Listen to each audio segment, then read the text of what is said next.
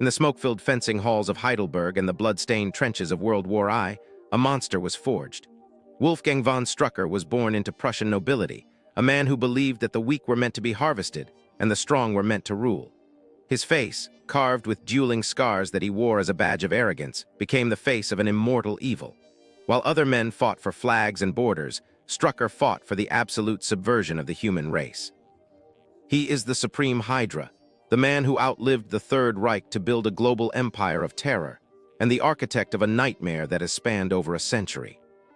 His journey into darkness began long before the rise of the Nazis. As a young officer in the First Great War, Strucker encountered the Momentary Princess, a jewel that defied the laws of physics by appearing and disappearing across time. This obsession with the impossible set him on a path that would eventually lead him to the Egyptian mentalist Amal Farouk, the Shadow King.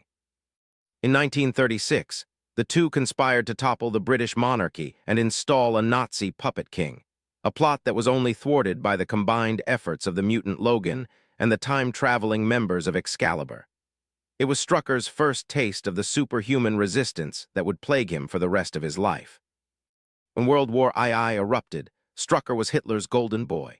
He was sent to Madripoor to oversee the hand's transformation of a young Natasha Romanova into a master assassin, a mission that ended in a crushing defeat at the hands of Captain America and Wolverine. He invaded Latveria to seize cosmic energies, only to have his machinery wrecked by X-Force.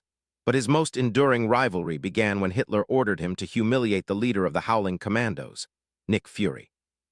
On the island of Norssehaven, Strucker offered Fury a toast, secretly drugging his drink before a duel with plywood swords. Even drugged, Fury fought with a tenacity that shocked the Baron. Strucker won the battle and sent the footage to Germany as propaganda, but the victory was short-lived. Fury returned, bested Strucker in a fair fight, and had the defeat photographed and circulated, shattering Strucker's reputation in the eyes of the Führer. Tiring of his failures, Hitler sent Strucker to destroy the French town of Cherbourg. In a moment of rare tactical hesitation, Strucker agreed to let the townspeople evacuate before he and Fury leveled the city in a final, explosive stalemate. For this mercy, the Gestapo marked him for death. Strucker escaped Germany with the help of the Red Skull, who saw the end of the Reich coming and wanted to build a shadow organization to survive it. He sent Strucker to Japan to form this base, but Strucker had no intention of being a subordinate. He murdered the Supreme Hydra of that era, claimed the title for himself, and severed ties with the Hand to ensure Hydra remained his and his alone. From the Dragon of Death submarine to the fortress of Hydra Island, Strucker built a mobile, untraceable war machine.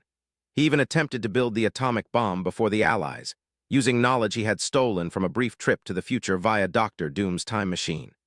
In 1944, he committed one of his most heinous acts, befriending a peaceful alien race known as the Gnobians, only to slaughter an entire village to cover his theft of their technology. When the Howling Commandos finally cornered and mortally wounded him, the Gnobians used their powers to heal him. But in doing so, they absorbed his hateful psyche and were driven insane. As the war ended, Strucker vanished. Using an age-retarding serum, he remained youthful while oversaw Hydra's growth from the shadows for decades. He operated under a dozen aliases: Grand Imperator, Don Antonio Caballero, Emir Ali Bey. He manipulated the CIA, battled a young Charles Xavier for lost Nazi gold, and even oversaw the mutation of his own twin children, Andrea and Andreas. His first death came at the hands of Nick Fury on Hydra Island, where he was tricked into falling into his own Death Spore bomb. For years, he lived on only as robot duplicates and LMDs, including the devastating Deltite that nearly tore S.H.I.E.L.D. apart from the inside. But the true Strucker could not be kept down.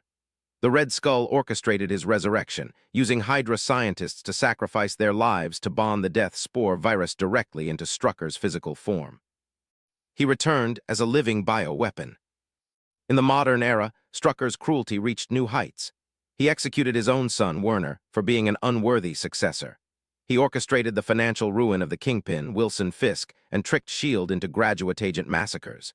He survived being thrown off a mountain in Iceland after murdering Fury's lover, Kate Neville, returning with a bionic Satan claw to replace the hand Fury had severed. He even attempted to wipe out the world's superhuman population using nanites, a plan that nearly succeeded. Even when betrayed by his latest wife, Elspeth, and the mutant Gorgon, who tried to replace him with a clone, Strucker survived. He was saved by the swordsman, his own son Andreas, and immediately began plotting to reclaim his empire with nuclear strikes on New York. Though forced to abandon that plan to deal with internal Hydra strife, Strucker remains a permanent fixture of global terror. Whether leading a hidden council or operating as a lone mastermind, Baron Wolfgang von Strucker is the living proof that some fires once lit can never be extinguished.